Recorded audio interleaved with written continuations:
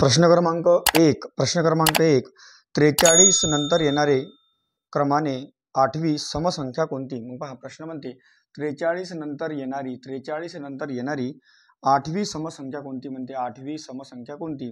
मग आता 43 नंतर येणारी 8वी समसंख्या म्हणते. मग काय करायचं? 43 8वी म्हणते मी काय करावं लागेल? दुप्पट तुम्हाला करावं लागेल. ठीक आहे. मग आता 43 जोडून द्यायचे. 8 दुनी किती आले? 16. जर काय आपण याच्यात जोडतो म्हटलं तर 6 किती आले? 9. 4 किती आले? 5. परंतु काय म्हणते? सम म्हणते. मग काय होणार? शेवटी एक वजा होणार म्हणजे किती होणार? 58. म्हणजे पर्याय क्रमांक 1. क्रमांक 2 दोन संख्येची बेरीज 1224 आहे आणि मसावी 68 आहे, तर एकूण जोड्या किती? तर पहा प्रश्न हा लसावी मसावीचा सोपी प्रश्न आहे. तर पहा दोन संख्येची बेरीज, त्याचं सूत्र एक निर्माण होते, बेरीज भागेला मसावी बरोबर असामायिक अवयव. ठीक आहे. मग आता बेरीज किती दिली आपल्याला? 1224 भागेला किती दिलेलं आपल्याला? 68. ठीक आहे. यानं जर काही भागतो म्हटलं तर भागाकार जाते आपला पूर्ण 18 वेळा. मग आता 18चे आपल्याला असामायिक अवयवची बेरीज पाडायची आहे. ठीक आहे. मग आता 18चे जर का आपल्याला अवयव जर का पाडायचे म्हटलं तर पहा इथं 18 म्हणजे किती येणार? 1 अधिक 17 म्हणजे 18. त्यानंतर 2 अधिक 16 म्हणजे 18. त्यानंतर येणार 3 एक इकडे जास्त करायचा, इकडे कमी करायचा. 3 अधिक 15. त्यानंतर 4 अधिक 14. त्यानंतर 5 अधिक 13. त्यानंतर 6 अधिक 12. त्यानंतर 7 अधिक 11. त्यानंतर 8 अधिक 10. त्यानंतर 9 अधिक 9 म्हणजे किती झाले? 18 होणार. ठीक आहे. आता हे एवढ्या जोड्या पडते. मग आता असामायिक अवयव म्हणजे म्हणण्याचा अर्थ की एकाच पाड्यातल्या कोणत्या तरी त्यात संख्या नाही पाहिजे. तर मग पहा इथं पहिली जोडी पडते आपली 1 आणि 17. ठीक आहे. त्यानंतर 2 आणि 16 जोडी पडणार नाही, कारण की 16 2च्या पाड्यात 16 येते. त्यानंतर 3 आणि 15 जोडी पडणार नाही, कारण की 3च्या पाड्यात 15 येते. त्यानंतर 4 आणि 14 मधून पुन्हा याच्यातून एक सामायिक अवयव निघते, याच्यातूनही 2 निघते, याच्यातून 2 निघते, म्हणजे हा येणार नाही. त्यानंतर 5 आणि 13 हे दोन्ही मूळ संख्या आहे, कोणता त्यातून सामायिक अवयव निघत नाही. नंतर 6 आणि 12, 6च्या पाड्यात 12 येते आणि याच्यात 2 येते, याच्यात 3 येते, म्हणजे याच्यातूनही निघणार नाही. त्यानंतर 7 आणि 11 हे दोन्ही मूळ संख्या. त्यानंतर 8 आणि 10 मध्ये 2 हा सामायिक अवयव निघते आणि 9 आणि 9 हे दोन्ही सामायिक अवयवच आहे, म्हणून एकूण जोड्या किती पडणार? 1, 2 आणि 3. म्हणजे पर्याय क्रमांक 2 याच्या जोड्या किती पडणार? 3 जोड्या पडणार. पर्याय क्रमांक 2. प्रश्न क्रमांक 3 तर 12चा घात 0 अधिक 13चा घात 0 अधिक 15चा घात 0 भागेला 12 गुणेला 13 गुणेला 15चा घात 0 बरोबर किती? मग आता इथं कसं असते, कोणत्याही संख्येच्या डोक्यावर जर का 0 असून त्याचं उत्तर नेहमी काय असते? 1 असते. म्हणजे 12चा घात 0 म्हणजे इथे किती येणार? 1. 13चा घात 0 म्हणजे येणार 1. 15चा घात 0 म्हणजे येणार 1. त्यानंतर कंसाच्या बाहेर इथं समजा घात 0 दिलेला आहे, म्हणजे म्हणण्याचा अर्थ हे 0 हा प्रत्येकाला लागू होणार, म्हणून इथं काय होणार? 1चा घात आपला म्हणजे ह्या संख्येचा घात 0 म्हणजे इथे किती येणार? 1च येणार. मग आता इथं वरच्याची बेरीज करा. 1, 2 आणि 1 3. 3 भागेला 1 म्हणजे किती? 3. म्हणजे पर्याय क्रमांक 3. प्रश्न क्रमांक 4 5/3 अधिक 9/4 अधिक m बरोबर 11/3, तर m बरोबर किती? ठीक आहे. मग पंचभागूचा बेवचा हा प्रश्न आहे. मग आता आपल्याला m काढायचा आहे, तर आपण एक काम करू, या प्लस संख्या सगळ्या जवळ घेऊन येऊ. म्हणून पहा इथं जर का समजा आपण बेरीज करतो म्हटलं किंवा सरळ इथं m घेऊन येऊ बरोबर. इथं याची पहिले बेरीज करून घेऊ. पहा इथं जर का बेरीज करतो म्हटलं 4 गुणिले 5 म्हणजे 4 5 किती होणार? 20 अधिक 9 3 किती होणार? 27 भागेला 4 3 किती होणार? 12 प्लस m बरोबर 11/3. ठीक आहे. मग याची जर का आपण बेरीज करतो 20 आणि 27 किती होणार? 47/12 अधिक m बरोबर किती येणार? 11/3. मग आपल्याला m काढायचा. m तसाच ठेवा, इकडची संख्या प्लसमध्ये घेताना काय होणार? मायनसमध्ये होणार, म्हणून इथं 11/3 वजा 47/12 बरोबर काय येणार? m. मग आपल्याला इथं एक तर छेदाचा लसावी काढून वजाबाकी करा किंवा मग गुणाकार करून. तर लसावी काढून जर का वजाबाकी करतो म्हटलं 3 आणि 12चा लसावी किती होते? 12. म्हणून इथं लिहिले 12. मग 3 किती वेळा गुणलं की 12 येणार? तर 3 आपल्याला 4 वेळा गुणलं तर 12 येते. मग इथं 4 गुणलं तर वरतं सुद्धा 4 गुणा. 11 गुणेला 4 म्हणजे होते 44. वजाबाकी चिन्ह. त्यानंतर 12 आले कितीनं गुणलं तर 12 येणार, तर एकच वेळा वरतं सुद्धा एक वेळा गुणा. 47 गुणिले 1 म्हणजे किती होणार 47. आता 47 मधून 44 गेले, मायनसचा किती होते 3/12, मायनसचा किती होते 3/12. जर समजा मायनसचा 3/12 दिलं असेल तर ठीक, नाही तर मग समजा अजून सोडवलं 3 1 3/12 म्हणजे 1/4 म्हणजे मायनसचा 1/4 पर्याय क्रमांक 4. क्रमांक 5 प्रश्न क्रमांक 5 मध्ये 1.25 म्हणजे 1/8 ची किती पट आहे, किती पट आहे. 1.25 म्हणजे 1/8 ची किती पट आहे, मग पहा 1.25 म्हणजेचा अर्थ असते बरोबर 1/8 ची म्हणजे गुणिले आणि पट आहे म्हणजे इथं काय लिहू आपण पट. आपल्याला पट काढायचे, मग हा इकडे गुणाकार इकडे भागाकार जाणार, म्हणून 1.25 गुणिले 8 बरोबर पट.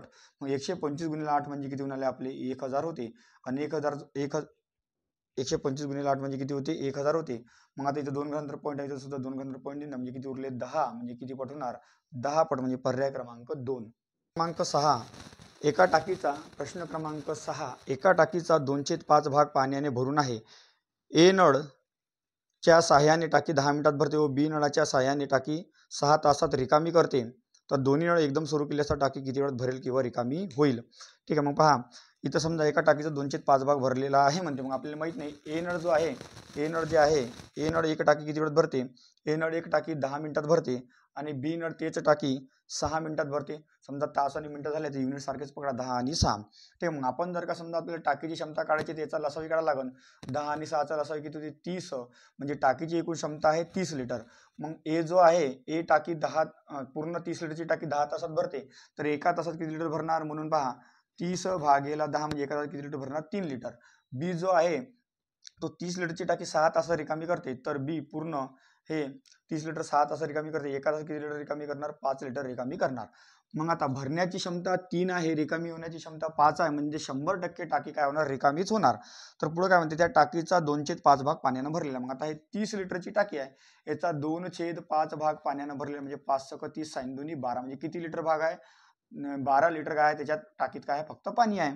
मग आता 3 लिटर भरते 2 लिटर रिकामा 5 लिटर रिकामा करते म्हणजे टाकी रिकामीच होणार. मग टाकी कधी रिकामी होणार तर ए अधिक बी मिळून म्हणते. मग आता टाकी रिकामी कधी होणार जेवढी टाकीचा भाग भरला आहे तोच रिकामा होणार, म्हणजे 12 लिटरचं भरलेला म्हणजे इथं किती येणार 12. 3 भरते 5 रिकामा होते, म्हणजे म्हणण्याचा जर रिकामा किती होते एका तासात 2 आणि भरलेलं किती आहे 12, म्हणून 12 भागेला 2 म्हणजे किती येणार 6, म्हणजे उत्तर काय येणार पर्याय क्रमांक 4 6 तास. प्रश्न क्रमांक 7 एक व्यक्ती 6 रुपयामध्ये 100 वस्तू खरेदी करतो, त्यापैकी तो 25 वस्तू 10% नफ्याने आणि 25 वस्तू 25% तोट्याने आणि उर्वरित वस्तू 20% नफ्याने विकतो, तर त्या व्यक्तीला संपूर्ण व्यवहारात नफा किंवा तोटा किती होणार पहा. आता 6 रुपयाप्रमाणे 100 वस्तू खरेदी करतो, त्यापैकी तो 25 वस्तू 10% नफ्याने, समजा त्यापैकी तो 25 वस्तू जे आहे तो 10% नफ्याने विकतो. ठीक आहे, त्यानंतर अधिक 25 वस्तू तो 25% नफ्याने विकतो. ठीक आहे, 25% तोट्याने विकतो म्हणजे मायनस येणार.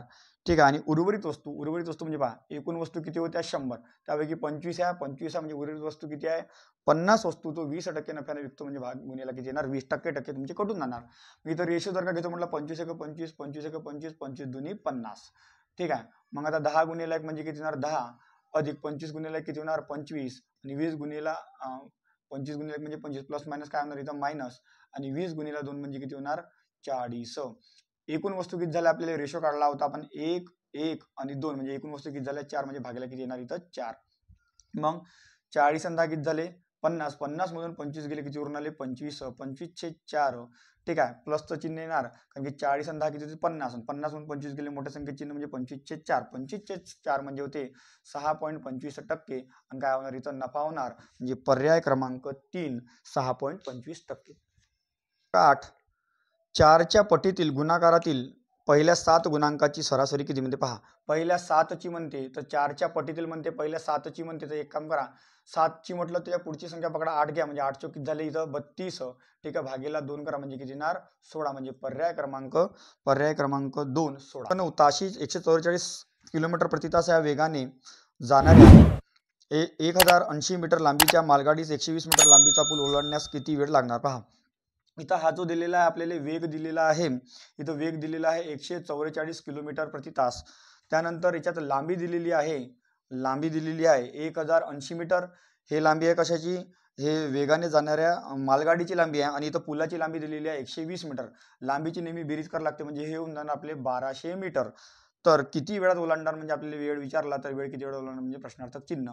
मग आता रेल्वेचं गणित काढायचं सूत्र येते म्हणजे याची सूत्र येते तर यल बरोबर यस गुणिले काय होते टी होते. यल म्हणजेच काय लांबी दर्शवतो. मग लांबी किती झाली आपल्या टोटल 1200 मीटर. यस म्हणजेच काय दर्शवतो वेग. वेग म्हणजे किती होणार 144 किलोमीटर. नेहमी जर का मीटर पर सेकंद मध्ये रूपांतर करायचं असेल तर भागेला गुन्हेला काय होणार 36/10 आणि टी काढायचा माहिती म्हणजे जसच्या तसा.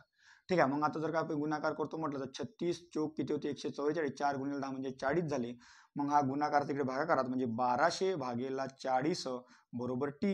0 0 कटला 4 त्रिक 12 म्हणजे किती भेटले 30 सेकंदात ते गाडी एका पुलाला पार करेल. म्हणजे पर्याय क्रमांक 3 30 सेकंद.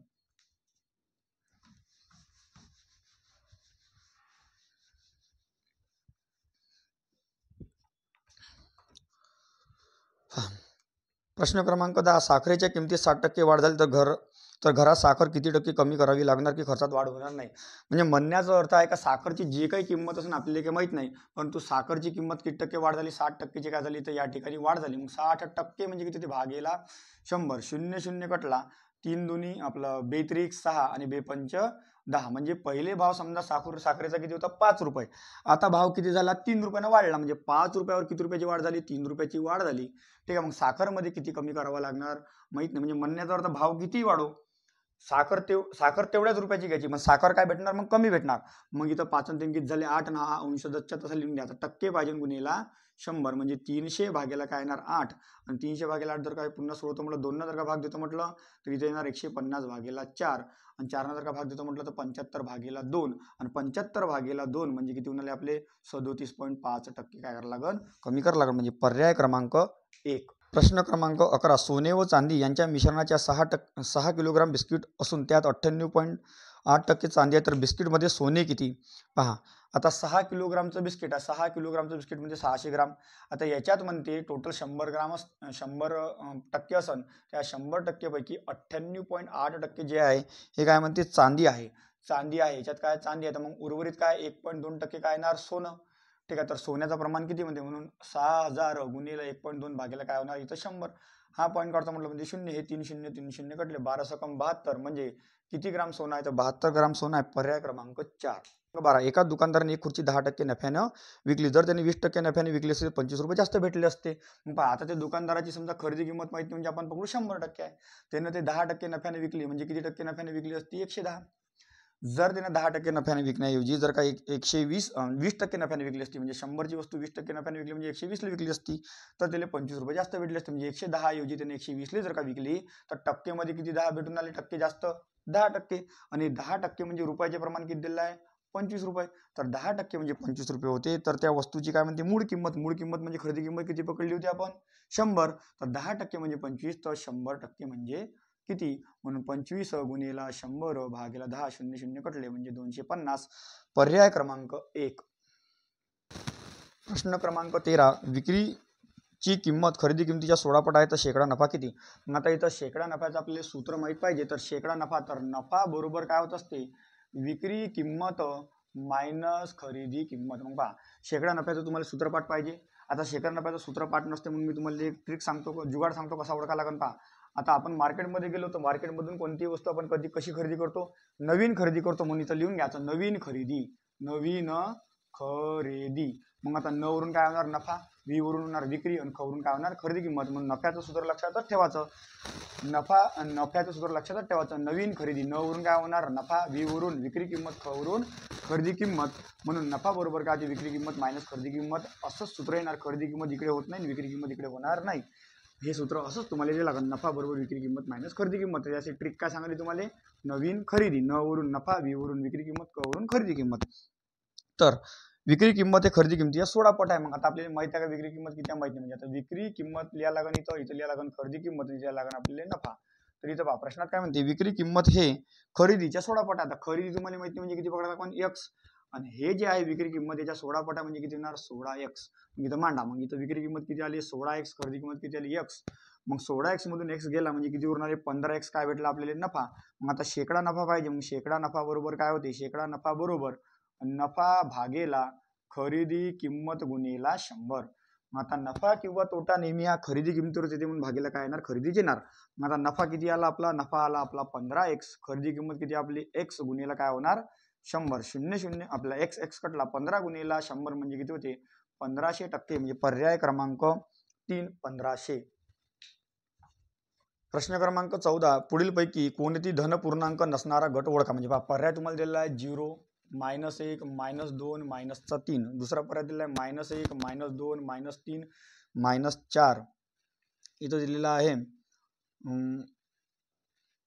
आपलं -3 इथं आला आहे 5. त्यानंतर इथं 1 -2 -3 -4 आणि चौथा पर्याय दिलेला यापैकी नाही. आपल्याला धन पूर्णांक नाही पाहिजे.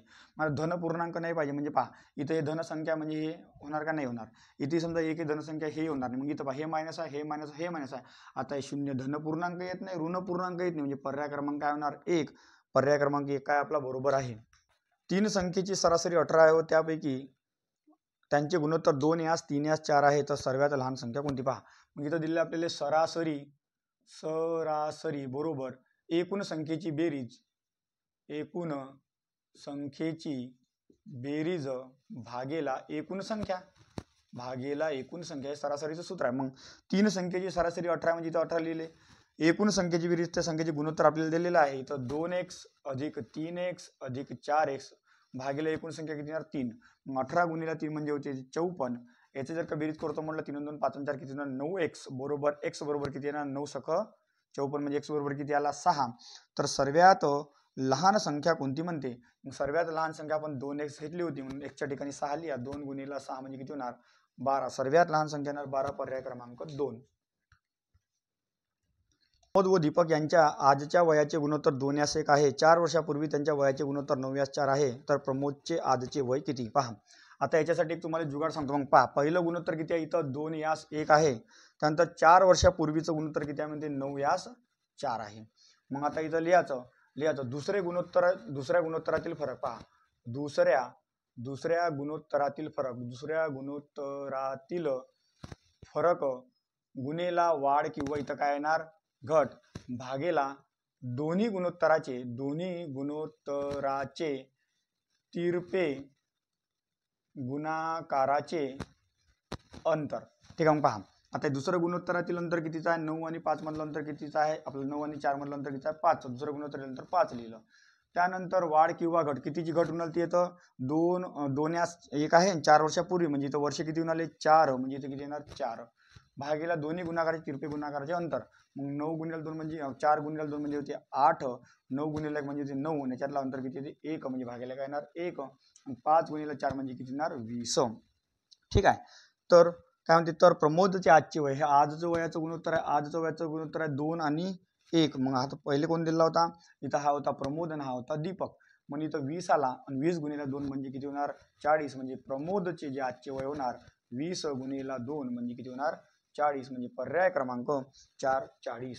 क्रमांक 17 2500 रुपये मुद्दलाचे दशादशे 5% दराने काही दिवसाचे सरळ व्याज 150 रुपये होते तर मुद्दल किती पहा. आपल्याला इथं दिलेलं आहे सरळ काही दिवसाचे पहा. आता मुद्दल आपल्याला दिलेली आहे. इथं मुद्दल या ठिकाणी दिलेली आहे 2500 रुपये. ठीक आहे. त्यानंतर दशे म्हणजे आपल्याला दर दिलेला आहे इथं या ठिकाणी 5% आणि काही दिवस म्हणजे वेळ दिलेला आहे आपल्याला काढायचा आहे काही दिवसाचे. व्याज आपल्याला दिलेलं म्हणजे सिंपल इंटरेस्ट आपल्याला किती दिलेला आहे 150. मग आपलं सरळ व्याजाचं सूत्र येते सरळ व्याज बरोबर पी आर आणि इथं काय येते टी. ठीक आहे. भागेला काय होणार इथं या ठिकाणी 100. मग सरळ व्याज किती रुपये आपलं 150 रुपये आहे. पी म्हणजे मुद्दल आहे आपल्याजवळ 2500 रुपये. दर आपल्याला किती दिला आहे 5%. टी आपल्याला काढायचा आहे म्हणजे पण तो कसा काढायचा आहे दिवसात काढायचा आहे म्हणून भागेला इथं काय होणार 100. आता दिवसात काढायचा म्हणजे एका वर्षात दिवस होते 365 म्हणून भागेला काय घ्यायला 365. ठीक आहे. मग आपल्याला दिवस काढायचे आहे तर मग आपण टी जसच्या तसे तर लिहून घेऊ. हे सगळे आपले गुणाकारचे भागात घेऊन जाऊ. 150 गुणेला 100 गुणेला 365 भागेला 2500 गुणेला 5 बरोबर इथं आपल्याला टी भेटते म्हणजे दिवस भेटते. ठीक आहे. मग आता हे जर का आपण सोडवतो म्हटलं हे 0 0 आपले कटले. इथं 25 चोक 100 आणि 25 सख 150. ठीक आहे. इथं 5 1 5 इथं 5 1 5 7 35 किती उरून आले 1 5 3 15 73 गुणिले 7 साइन 1808 सायन्स साती 42, 42 आणि सायन्स 1808 आजचाला 1 सायन्स 42 आणि 43 म्हणजे 300 म्हणजे 438 म्हणजे पर्याय क्रमांक किती येणार 438 दिवस. 18 इथं वर्गमुळात 6 करणीत दिलेला आहे 3, त्यानंतर वर्गमुळात 5 करणीत दिलेला आहे 2, त्यानंतर वर्गमुळात 12 करणीत दिलेला आहे आपल्याला 6. तर पुढीलपैकी मोठी संख्या कोणती? मग आता अशा संख्येचं मोठी संख्या जर तुम्हाला समजा साधं विचारलं 6, 5, 12 मोठी संख्या तुम्ही सांगू शकता, परंतु आपल्याला करणीत दिलं तर आता कसं करावं लागेल? तर हे जे संख्या आपल्याला दिलेली इथं हे जे दिलेले म्हणजे म्हणण्याचा अर्थ याचा घात होते म्हणजे 6चा घात 1/3 येणार. ठीक आहे, म्हणजे इथं 5चा घात 1/2 येणार आणि इथं 12चा घात किती येणार 1/6. मग हा जो घात दिलेला आहे घाताचा जो छेद आहे या छेदाचा काय काढणार आपल्याला लसावी काढणार म्हणजे इथे किती येणार 1/3. मग 3, 2, 3, 2 आणि 6चा काय काढणार आपल्याला लसावी काढणार आहे. 3, 2 आणि 6चा लसावी काढतो म्हटलं तर 3, 2, 6चा लसावी किती होते 6. मग आता लसावी काढून प्रत्येकाला गुणून द्या. म्हणून 6चा घात 1/3 गुणिला किती होणार 6, त्यानंतर 5चा घात 1/2 गुणिला किती होणार 6, त्यानंतर 12चा घात 1/6 गुणिला किती होणार 6. मग 3 दुनी 6, 6चा घात 2 म्हणजे किती होणार इथं 36, इथं 2 त्रिक 6 आणि 5चा तिसरा घात म्हणजे होणार 125. 6 6 कटला म्हणजे इथे किती आला 12. मग आता सगळ्यात मोठी संख्या कोणती 125 म्हणजे म्हणण्याचा अर्थ करणीत 2 वर्गमुळात किती येणार 5 म्हणजे पर्याय क्रमांक 2 ही सगळ्यात मोठी संख्या आहे. प्रश्न क्रमांक 19 एका कॉलनीत जेवढे घर आहे त्याच्या 1/3 रक्कम गणपतीच्या वर्गणी प्रत्येक घरातून घेतात. जर वर्गणी 24,300 रुपये जमली तर कॉलनीत एकूण घरं किती? मग पहा आता एका कॉलनीत जेवढे घरं आहे आता घरं माहीत नाही. आता समजा घरं आपण पकडू इथे या ठिकाणी x आहे तर याच्या 1/3 रक्कम आहे ना, याच्या 1/3 म्हणजे xच्या 1/3 रक्कम म्हणजे 1/3 रक्कम घेतात आहे का नाही.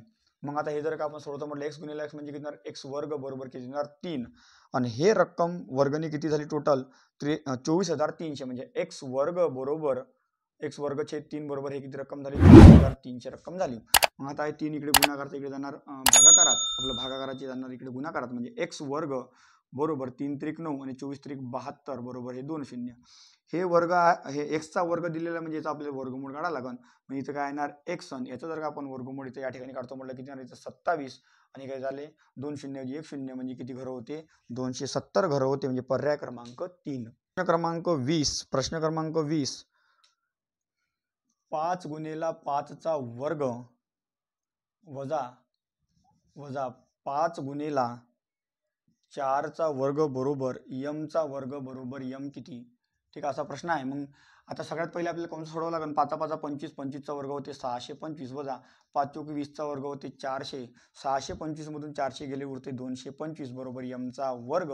आता mचा वर्ग विचारला आपला mचा वर्ग दिलेला m विचारला म्हणजे किती येणार m आणि 225चा वर्गमूळ होते 15 म्हणजे m बरोबर किती येणार 15 पर्याय क्रमांक 2. आकृतीवरून योग्य उत्तर ओळखा म्हणते. अशी आपल्याला आकृती दिलेली आहे. असा एक त्रिकोण दिलेला आहे. ह्या त्रिकोणमध्ये दिलेला आहे समजा इथं B ठीक आहे B 9 A 40 C आणि m अधिक 3 दिलेला आहे. आपल्याला पर्याय दिले इथं 40 38 35 आणि 42 अशा क्रमाने आपल्याला पर्याय दिला. तर आपल्याला m विचारला तर आपल्याला m विचारला तर इथं आपल्याला काय त्रिकोण माहीत पाहिजे तर mच्या ठिकाणी आपण ऑप्शनमधून संख्या ठेवून पाहू. ठीक आहे, म्हणजे इथं पहा mच्या ठिकाणी ऑप्शनमधून संख्या आपण 38 ठेवू सरसर कारण की 38 उत्तर येते. म्हणजे इथं हा 9 आला तर mच्या ठिकाणी 38 किती झाले 41 आणि हा किती झाला 40 म्हणजे हे काय होते त्रिकोण तयार होते. म्हणजे आता आपला कर्ण काय कर्ण किती भेटला आपल्याला 41 भेटला म्हणजे सगळ्यात मोठी संख्या 41 भेटली. मग आता दोघांचा वर्गाचा वर्गमूळ काय आला आपला कर्ण आला पाहिजे. म्हणून पहा इथं 40चा वर्ग अधिक 9चा वर्ग बरोबर 41 आला पाहिजे. मग 40चा वर्ग किती होणार आपला 1600 ठीक आहे 9चा वर्ग 81 बरोबर 41चा वर्ग येते का पाहू आपण. मग 1600 आणि 81 म्हणजे किती होईल 1681 बरोबर हा 41चा वर्ग आला पाहिजे. 41चा वर्ग आला पाहिजे. मग पहा आता 41चा वर्ग आला 41चा वर्ग 1681 येते का पहा. मग 41चा वर्ग करायचा आपल्याला. मग इथं 1चा वर्ग काय होते 1 म्हणजे 0 4 चौक 16 4 1 4 4 दोन्ही किती झाले 8 इथं जोडून द्या म्हणजे किती झाले 1681 बरोबर आहे. म्हणजे पर्याय क्रमांक काय येणार 2 38 पर्याय क्रमांक 2. प्रश्न क्रमांक 23 एका गोलाचे पृष्ठफळ 55 44 सेंटीमीटर वर्ग आहे तर त्याची त्रिज्या किती? मग गोलाच्या पृष्ठफळाचं सूत्र आहे ते पहा. गोलाचे पृष्ठफळ बरोबर 4 पाय r वर्ग. ठीक आहे, मग इथं आपले पृष्ठफळ किती दिलं आहे 55 44 म्हणजे इथं लिहा 55 44 बरोबर 4 पायाची किंमत किती 22/7 r वर्ग ज्याच्यात असा. मग इकडे गुणाकारचा भाग करा 55 44 गुणिला 7 4 गुणिला किती होणार 22 बरोबर काय होणार r चा वर्ग. हे जर का आपण इथं सोडवतो म्हटलं तर 11 दुनी 22, 11 पाची 55, 0 11 चौक 44.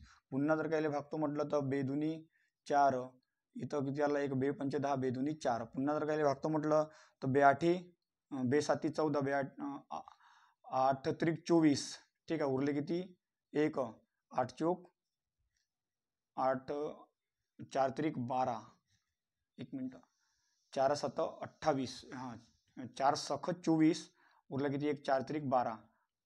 ठीक आहे, 83 गुणेला 63 गुणेला 7, 7 त्रिक 21, 7चे आले 2, 7 42, 43 44 म्हणजे 441, 441.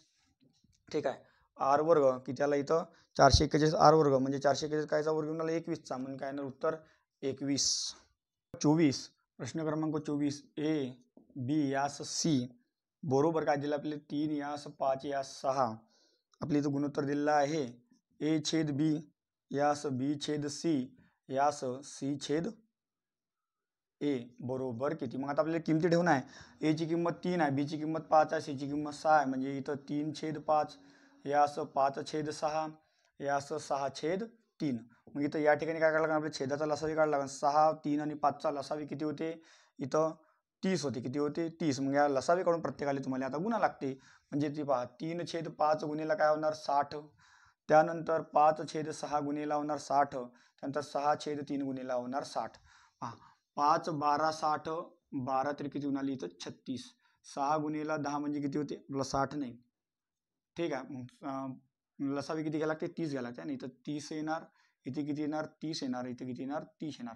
ठीक आहे, 5 सख 30 आणि साहित्य किती झाले इथं 18. त्यानंतर 6 पंचे 30, 5 5 किती झाले 25. त्यानंतर 3 10 30 आणि 3 गुणे 6 गुणे 10 म्हणजे किती झाले 60. ठीक आहे, म्हणजे याचा पर्याय क्रमांक 2, पर्याय क्रमांक 4 18, 25 आणि 60. 25% वजा 25% गुणेला 25% बरोबर किती. ठीक आहे, मग पहा इथं 25% म्हणजे भागेला 100 होणार, वजा कंसात लिहा लागन 25% म्हणजे भागेला 100 गुणेला 25% म्हणजे भागेला 100. इथं 25% भागेला 100 वजा 25 गुणेला 25 625, 100 गुणेला 100 म्हणजे किती मिळाली इथं 10,000. हे जर का भागाकार देतो म्हटलं तर हे जर का भागाकार देतो म्हटलं तर हे येणार 0.25 आणि हे येणार 0.0625.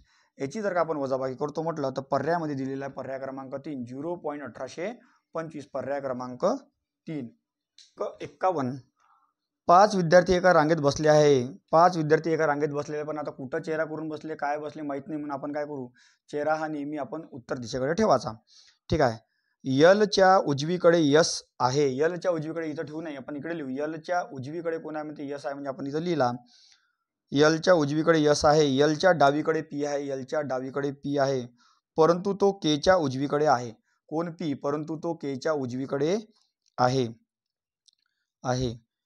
क्यूच्या डावीकडे यस आहे. क्यूच्या डावीकडे, क्यू इथं लिहिला तर क्यूच्या डावीकडे कोण येणार यस येणार, तर उजवीकडून. तर अशा प्रकारची मांडणी झाली. मग इथं काय येणार के पी यल यस क्यू. तर उजवीकडून पहिला विद्यार्थी कोण, तो उजवीकडून जर का आपण उजवीकडून पहिला विद्यार्थी, हे उजवी बाजू, उजवीकडून पहिला म्हटलं हे उजवी बाजू आहे, हे उजवीकडून पहिला विद्यार्थी म्हटलं कोण येणार पी येणार, म्हणजे पर्याय क्रमांक 3. बँकेतील भरतीसाठी 20 प्रश्नांची एक परीक्षा घेण्यात आली. त्यामध्ये परीक्षेत प्रत्येक बरोबर उत्तरासाठी 5 गुण मिळतात आणि चुकीच्या उत्तरासाठी 2 गुण कमी केले जाते. रवीला जर त्या परीक्षेत 10 प्रश्न बरोबर असतील तर त्याला किती गुण मिळाले. पहा, आता एकूण 20 प्रश्न होते, त्यापैकी 10 प्रश्न सोडवले म्हणते आहे ना. 10 प्रश्न काय होते बरोबर प्रश्न किती होते 10. ठीक आहे, आणि चुकीचे प्रश्न किती होते, चुकीचे प्रश्न सुद्धा किती होते 10. मग इथं लक्षात घ्या, मग बरोबरसाठी किती गुण मिळतात 2 गुण. बरोबरसाठी किती गुण मिळतात 5 गुण, म्हणजे 2 गुणेला आपलं बरोबरसाठी 5 गुण आणि असे किती प्रश्न सोडले बरोबर 10, म्हणजे किती होणार याले 50 गुण मिळाले. ठीक आहे, त्यानंतर चुकीच्यासाठी 2 गुण कमी केले जाते. आता चुकीचेसाठी 2 गुण मिळतात, असे त्यानं चुकीचे 10 प्रश्न सोडवले, म्हणजे किती झाले इथं 20. मग बरोबर 50 सोडवले होते, चुकीचे 20 सोडवले होते, म्हणजे 50 मधून 20 चुकले, म्हणजे भाऊले मार्क किती भेटले 30 मार्क, म्हणजे पर्याय क्रमांक 2 30. प्रश्न क्रमांक 53. सचिनचे घड्याळ प्रत्येक तासाला 4 सेकंद पुढे जाते. तर सोमवारी 11 पासून तर शनिवारी 11 पर्यंत किती वेळ दर्शवेल म्हणते. सोमवार ते शनिवार, सोमवार, मंगळवार, बुधवार, गुरुवार, शुक्रवार आणि या ठिकाणी शनिवार. ठीक आहे. एकूण दिवस किती होते पहा, 1 दिवस, 2 दिवस, 3 दिवस, 4 दिवस आणि 5 दिवस.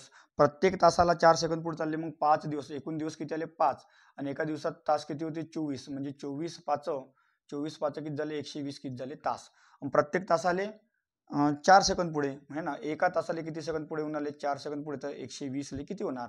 म्हणून पहा 120 ले किती होणार म्हणजे 120 गुणिला 4 म्हणजे किती झाले 480 सेकंद पुढे होणार. आणि 480 सेकंदाचे आपल्याला काय मिनिटात रूपांतर करावं लागेल. आपल्याला किती भागायला लागेल 6 भागायला लागेल. 6 8 48 म्हणजे किती मिनिटं पुढे जाणार 8 मिनिटं पुढे जाणार. आता 11 वाजले होते 8 मिनिटं पुढे म्हणजे 11 वाजून किती मिनिटं तास होणार 11 वाजून 8 मिनिटं म्हणजे पर्याय क्रमांक 1. प्रश्न क्रमांक 54. रमेशचे वय सुरेशच्या वयाच्या दुप्पटपेक्षा 2 जास्त आहे. तर रमेश आहे, आता हे जे रमेशचे वय आहे हे सुरेशच्या वयाच्या दुप्पटपेक्षा 2 जास्त. म्हणजे समजा हा एक्स आहे, हा दुप्पट म्हणजे किती होणार 2x आणि 2 जास्त म्हणजे काय प्लसचा 2. कल्पनाचे वय रमेशच्या वयापेक्षा 5 जास्त आहे. आता कल्पनाचे जे वय आहे हे रमेशच्या वयाच्या 5 जास्त आहे. म्हणजे 2x आणि 5 जास्त म्हणजे काय होणार अधिकचा 5. जर कल्पनाचे वय 5 वर्षानंतर 30 वर्ष होईल. कल्पनाचे वय हे आजचं वय, हे कधीचं वय आहे आजचं वय आहे. ठीक आहे. तिघायचं कल्पनाचे वय 2x अधिक 5 2 किती झाले 7 आणि 5 वर्षानंतर म्हणजे 7 आणि 5 किती होऊन आले इथं टोटल आपण लिहून घेऊ 12 आणि हे किती होते म्हणते 30 वर्ष होती. मग इथं 2x बरोबर हा 12 घेताना काय होणार मायनस होणार. 30 मधून 12 गेले 18 म्हणजे x बरोबर किती आपल्याजवळ 9.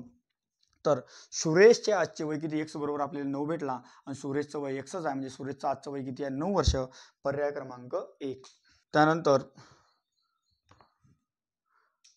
प्रश्न क्रमांक 55. प्रश्न क्रमांक 55 मध्ये विमान बरोबर काय दिले आपल्याला पायलट. विमान बरोबर पायलट दिले आहे. तर रेल्वे बरोबर किती.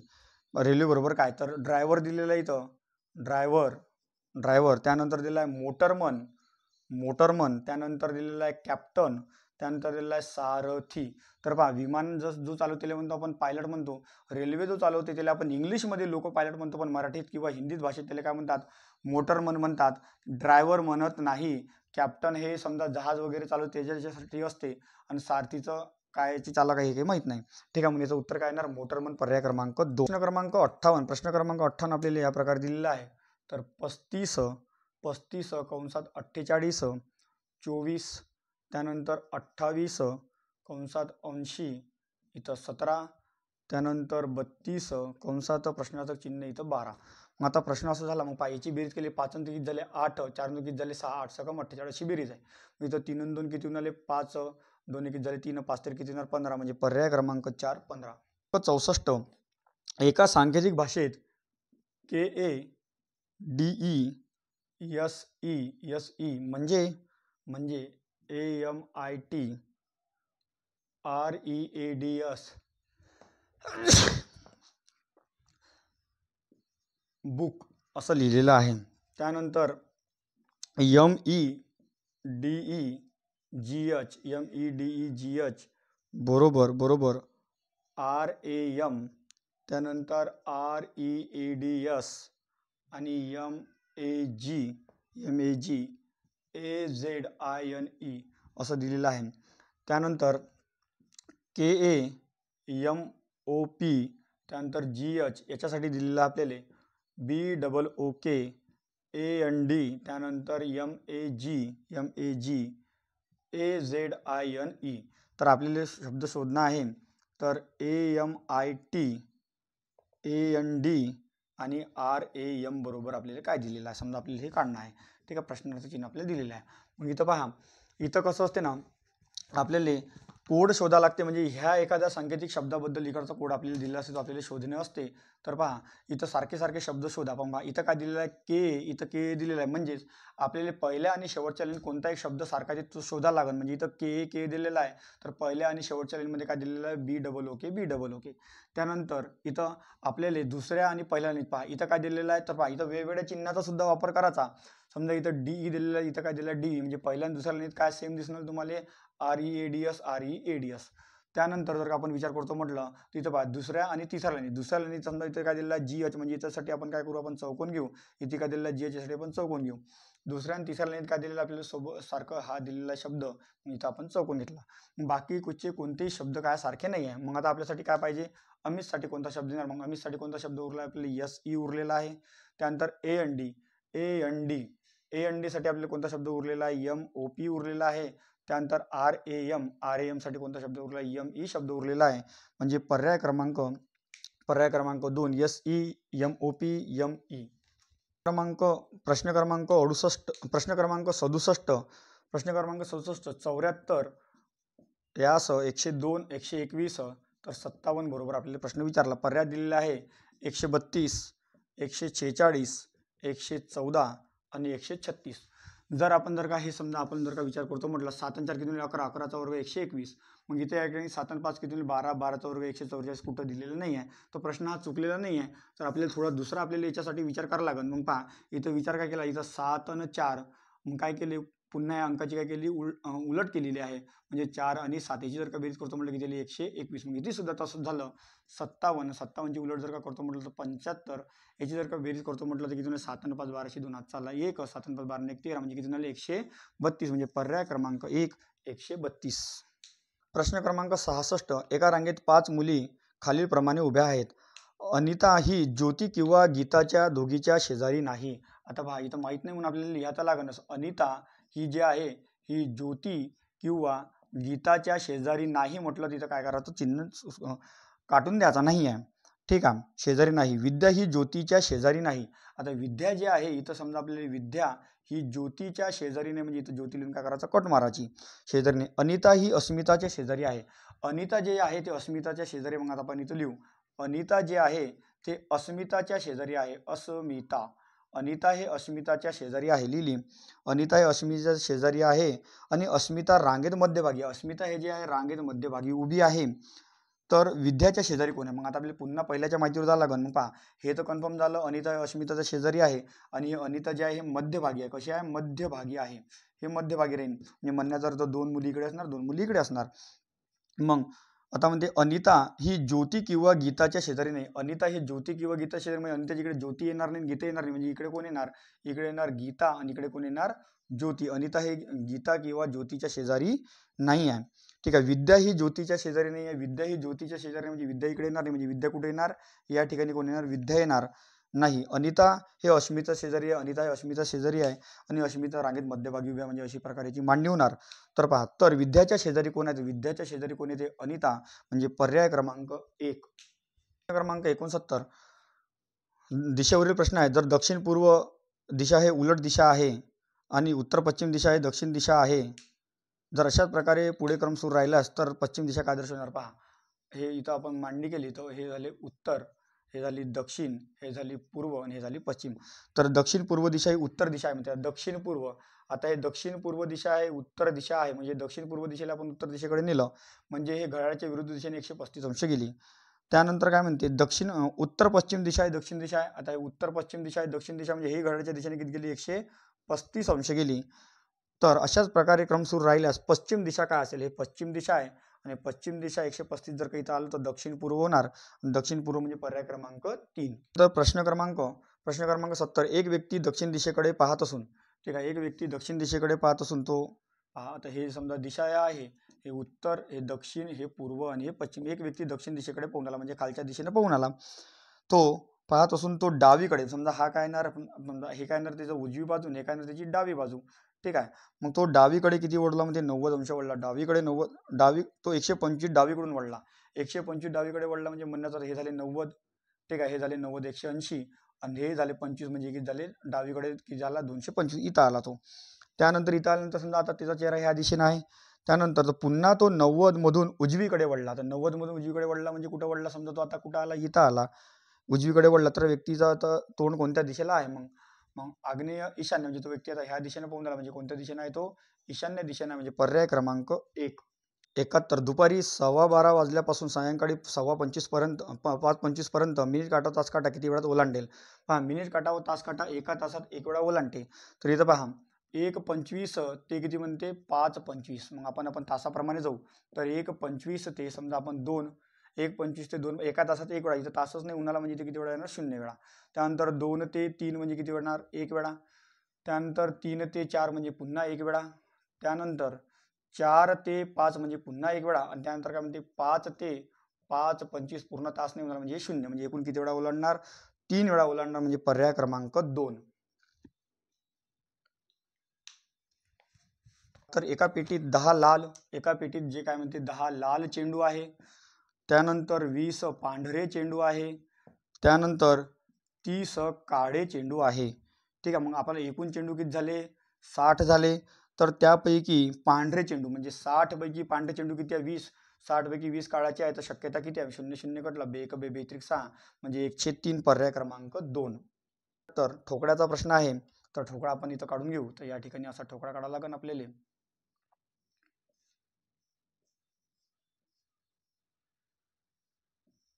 ठीक आहे, तर ठोकळ्यात आपल्याला अंक दिलेला आहे 1 1 4 2 6 2 आणि 3. तर आपल्याला विचारलं 5च्या विरुद्ध काय आहे? तर पहा इथं आपल्याला कॉमन अंक पहा कोणता दिसते? आपल्याला सारखा कॉमन अंक दिसते या ठिकाणी 2. मग आता हा 2 लिहून घेतला, आणि घड्याळीच्या दिशेने समजा तिकडे फिरायचं, तर मग 2च्या नंतर कोण येणार? 4, 4 नंतर काय येणार? 1, म्हणजे इथे काय लिहायचं आपण? 4 आणि काय लिहायचं मग? 1. त्याच्यानंतर दुसऱ्या डाईजमध्ये 2च्या नंतर घड्याळीच्या दिशेने काय ते 6, मग घड्याळीच्या दिशेने काय ते 3, म्हणजे काय येणार? 6 आणि 3, म्हणजे म्हणण्याचा अर्थ 4च्या विरुद्ध काय येणार? 6, 1च्या विरुद्ध काय येणार? 3, आणि पाशात किती पाशात किती बाजू असते? 6 बाजू असते. मग 6च्या विरुद्ध 4 आला, 1च्या विरुद्ध 3 आला, मग 2च्या विरुद्ध उरला सुरला काय येणार? 5, आणि 5च्या विरुद्ध काय येणार? 2, म्हणजे पर्याय क्रमांक 2 2. प्रश्न क्रमांक 74. प्रश्न क्रमांक 74. 9 4 0 5 8 1 6 3 2 7 या अंकमालिकेत 5 या अंकाच्या शेवटून पाचव्या अंकाच्या शेवटून दुसऱ्या अंकाने भागल्यास उत्तर मालिकेत कोणता अंक दर्शवणार? मग या अंकमालिकेत म्हणते पाचव्या अंकाच्या शेवटून, या अंकमालिकेत पाचव्या अंकाला या अंकमालिकेत पाचव्या अंकाला म्हणते पाचव्या अंकाला 1 2 3 4 पाचवा अंक कोणते मिळाले? इथं 8. पाचव्या अंकाला शेवटून दुसऱ्या अंकाने भागल्यास, शेवटून दुसरा अंक कोणते मिळाला? 2. शेवटून दुसऱ्या अंकाला भागल्यास उत्तर मालिकेत कोणता अंक दर्शवणार? म्हणजे 8 ला 2 भागला तर किती दर्शवते? 4, आहे का नाही? उत्तर मालिकेतील कोणता अंक दर्शवणार? 4 अंचा 4 हा अंक कुठे दर्शवून आला? डावीकडून दुसरा क्रमांक दर्शवून आला, म्हणजे पर्याय क्रमांक 3 डावीकडून दुसरा.